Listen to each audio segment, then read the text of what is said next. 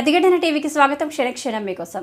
తెలంగాణలో ఎన్నికల హడావుడి ముగియడంతో సీఎం రేవంత్ రెడ్డి పాలనపై దృష్టి పెట్టారు. అందులో భాగంగా భారీగా ఐఏఎస్ల బదిలీలు చేపడుతున్నారు. ఇటీవల పలువురు ఐఏఎస్ అధికారులను ట్రాన్స్ఫర్ చేసి జిల్లాలకు కలెక్టర్లుగా నియమించిన ప్రభుత్వం తాజాగా మరోసారి భారీగా ఐఏఎస్లను బదిలీ చేసింది. మొత్తం 44 మంది అధికారులకు స్థానచలనం కల్పించారు. పలువురు అధికారులకు కీలక బాధ్యతలు అప్పగించారు. హెచ్ఎండిఏ జాయింట్ కలెక్టర్గా కొనసాగుతున్న అమ్రపాలిని జీహెచ్ఎంసీ కమిషనర్గా నియమించారు.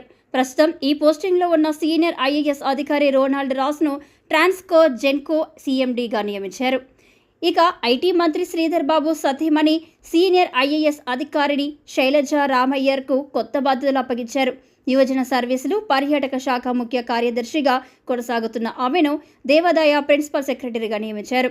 ట్రాన్స్కో జెన్కో సీఎం బాధ్యతల నుంచి రిజ్వీని తప్పించి ఆయనకు కమర్షియల్ ట్యాక్స్ ఎక్సైజ్ శాఖ ప్రిన్సిపల్ సెక్రటరీగా నియమించారు. కీలకమైన జలమండలి ఎండీగా అశోక్ రెడ్డిని, సెర్ఫ్ సీఈఓగా దివ్య, కార్మిక శాఖ ప్రిన్సిపల్ సెక్రటరీగా సంజయ్ కుమార్, పాఠశాల విద్యాశాఖ డైరెక్టర్గా నరసింహారెడ్డి, జేఏడీ సెక్రటరీగా సుదర్శన్ రెడ్డిని నియమిస్తూ ప్రభుత్వ ప్రధాన కార్యదర్శి శాంతికుమారి ఉత్తర్వులు జారీ చేశారు.